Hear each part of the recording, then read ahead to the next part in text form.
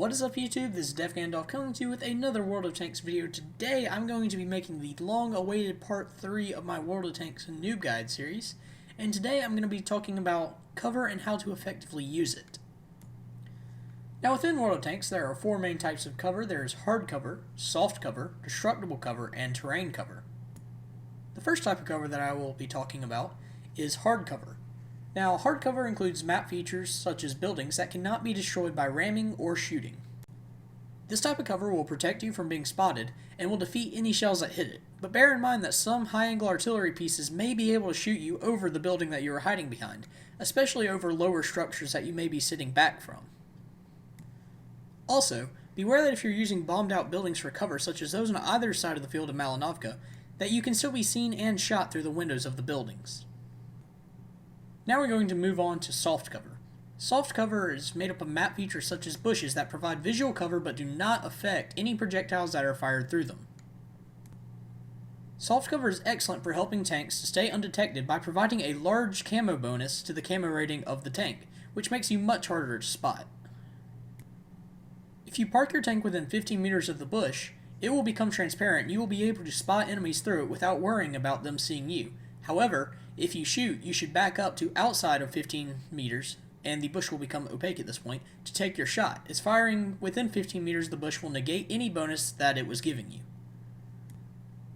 Keep in mind, however, that if you are in a large tank, such as a heavy tank, that has a poor camo rating, enemy scouts with excellent view ranges might still be able to spot you through a bush, although they will have to come much closer to your position in order to do so. Also remember to keep in mind that if you come within 50 meters of an enemy vehicle, both of you will automatically become spotted, regardless of whatever cover is between you. Now let's move on and talk about destructible cover. Destructible cover includes map features such as shacks, huts, and concrete and stone fences that can be destroyed by being rammed or shot. Now there are 2 types of destructible cover, fences and destructible structures. Fences do not provide any real cover from being spotted, and shells can be fired through them to hit targets on the other side, which in the process destroys the section of the fence that it passed through. They do, however, take penetration off of the shell that passes through it, making it more likely that the shot will fail to penetrate anything that it hits on the other side. One big thing to bear in mind about fences is that if they get hit by an HE or a heat shell, it will defeat them regardless of their caliber or penetration values. Destructible structures not only provide cover from being spotted, but will also completely defeat any shells that are fired at them. But keep in mind that whenever a shell hits one of these buildings, it will completely destroy a large portion of it around where the shell hit, at which point that part of the building will no longer provide any cover whatsoever. Destructible structures can also provide protection from most artillery, but as I said earlier, some high-angle SPGs may be able to shoot over smaller buildings to hit you. The final of the 4 types of cover is terrain cover. Terrain cover includes map features such as hills, large rocks, and valleys that cannot be destroyed by ramming or shooting. Terrain cover is the most common form of cover and can be found on every map within the game. Shells cannot pass through terrain cover, regardless of caliber and penetration values. You also cannot spot enemy vehicles and you cannot be spotted through terrain cover, but once again keep in mind that if you come within 50 meters of an enemy vehicle, you will both be spotted regardless.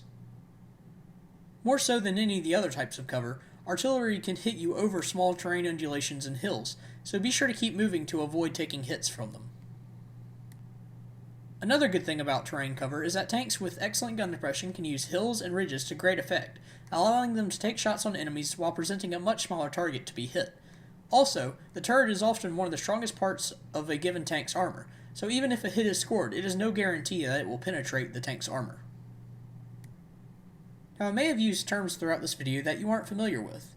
One of these terms I'm sure not everyone knows is the camo value of a tank. And basically that is the value within the game that determines how stealthy your vehicle is.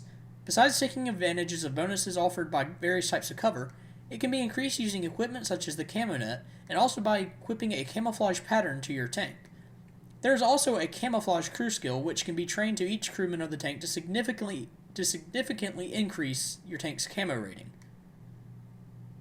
And also, as I've stated a few times throughout this video, be sure to keep in mind that when 2 tanks come in within 50 meters of each other, it doesn't matter what kind of tank they are or what kind of cover is between them, they will automatically be spotted.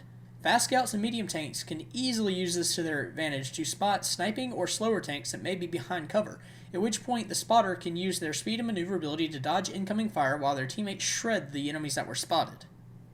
If you'd like to have a text version of the information that I've covered in this video, I will provide in the description a link to a Google Drive document that will have everything that I covered. I know this video probably wasn't the most interesting video you've ever watched on World of Tanks, but it was a lot of information that I wanted to get out and I didn't want to take 20 minutes to do it. So if you found this video helpful and informative, be sure to leave a like. If you have any questions or comments about anything I've covered, be sure to drop in the comment section below and I will answer as soon as I can. And be sure to head over to my channel and subscribe for more great World of Tanks content coming to my channel in the future. This is DeFGandolf signing off. Later, guys.